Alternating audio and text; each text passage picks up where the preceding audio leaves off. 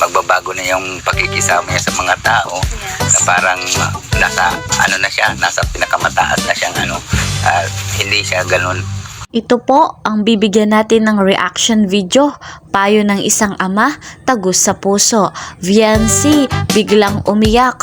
Bago po natin ipagpatuloy, isang mapagpalang araw po sa inyong lahat. Saan man sulok ng mundo, saan man po kayo ngayon naroroon.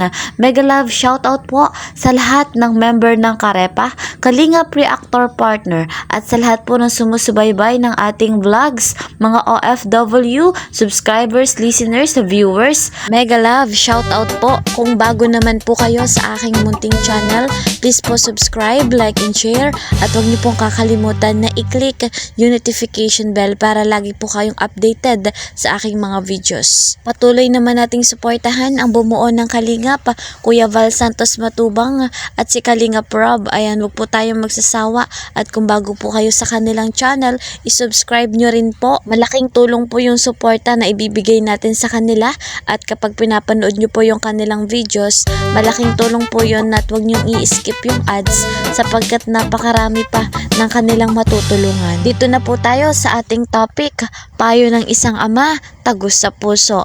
Viancy, biglang umiyak.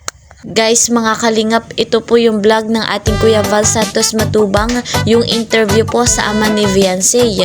Ayan, pakinggan po natin at panoorin ang isang payo ng ama ni Viancy. At syempre po, credit to the owner of this video, Kuya Val Santos Matubang. Sa mga tao, na parang nasa pinakamataas na siyang hindi siya ganun. Huwag siyang magagawa ng ganun. Kung ano yung kinalakihan niya, ganun pa din siya dapat. Like, always stay humble. Opo. Totoo yan. Ang masasabi ko po dito, guys, mga kalingap, yung papa po ni Viancy ay napaka down to earth at napakabuti yung tinuturo sa kanilang mga anak. Ganyan naman po talaga ang mga magulang. Ituturo po sa mga anak yung tama, yung mabuti sa kapwa, yung pagiging humble at hindi po mapagmataas. Meron nang dumadating sa kanilang mga biyaya ay hindi po sila makasarili, bagkus ay ipinagkakaloob din nila sa ibang nangangailangan. Napakabuti ng pamilya ni Viancy. Ngayon naman po, guys, mga kalingap, ano naman po kaya ang masasabi ng papa ni Viancy sa mga taong nagbibigay ng mga negatibong komento sa ating Bibi Viancy? Ayan, panoorin po natin ito. Huwag naman sana nilang masyadong yung anak ko, at hindi naman nila kilala masyado yan. Ayan, bilang magulang rin po, tayo po yung unang nasasaktan kapag ang pinag-uusapan na nga po ay ang patungkol sa ating mga anak. Dahil guys, mga kalingap, ang tunay lamang na nakakaalam ng tunay na pag-uugali ni Viancy ay ang kanyang mga magulang, ang kanyang mama at papa. Kaya naman po, nabanggit nga ng ama ni Viancy na huwag masyadong bibigyan ng masamang komento ang ating Bibi Viancy. At sa kabila po ng mga negatibong komento na natatanggap ni Viancy, lubos naman pong nagpapasalamat ang ama nito. Panoorin po natin ito. Pasalamat po kaming pamilya sa mga lahat na sponsor sa Ayan po guys, mga kalingap, kitang-kita naman natin kung gaano po ka-sincere yung pagpapasalamat ng ama ni Viancy sa mga tumulong, mga sponsor. Gayon nga din daw po sa mga viewers at mga nagmamaraton, at sobrang laking pasasalamat nila dahil kung wala nga daw po si Kuya Val Santos Matubang at si Kalingap Rob ay hindi po magiging mangyari yung mga ganitong pagkakataon. Yan guys, dumako naman tayo kung bakit po umiyak ang ating Bibi Viancy.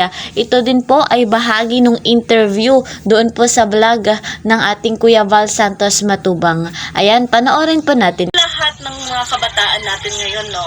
Hindi lahat ng kabataan natin ngayon na iniisip yung Ayan guys, mga kalingap, naiyak nga po dyan sa part na yan si Viancy, at sobra siyang na-touch sa sinabi nga po nung nag-i-interview sa kanya Dahil nga po nabanggit no nag-i-interview na napakabuting tao ni Viancy, nagpapakatapang siya at bagamat maraming pagsubok at suliranin na dumadating sa kanya ay hindi po siya sumusuko at tunay naman at nakikita natin sa kanya kung gaano siya lumalaban, kung gaano siya nagpapakatatag at nagpapakatumibay. Wow na wow po talaga at sobrang nakaka-proud. Unang-una, ito pong ating baby Viancy sapagkat kitang-kita natin na maraming negatibong komento na nasasabi sa kanya. Marami siyang nararanasang iba't ibang klaseng pagsubok. Ngunit bilang panganay, bilang anak ay patuloy siyang nagpapakatatag at nagpapakalakas. Higit po sa lahat, nakaka-proud po yung kanyang mga magulang dahil wala po si Viancy kung wala yung kanyang mga magulang. At sa suporta ng kanyang mga magulang ay patuloy na nagiging malakas at matatag ang ating baby Viancy. Ayan guys, wag po tayong magsasawa na suportahan ng ating baby Viancy. Ayan, hanggang dito na lamang po muli ang ating update. See you po sa next vlog. Ingat po kayo palagi. Bye-bye!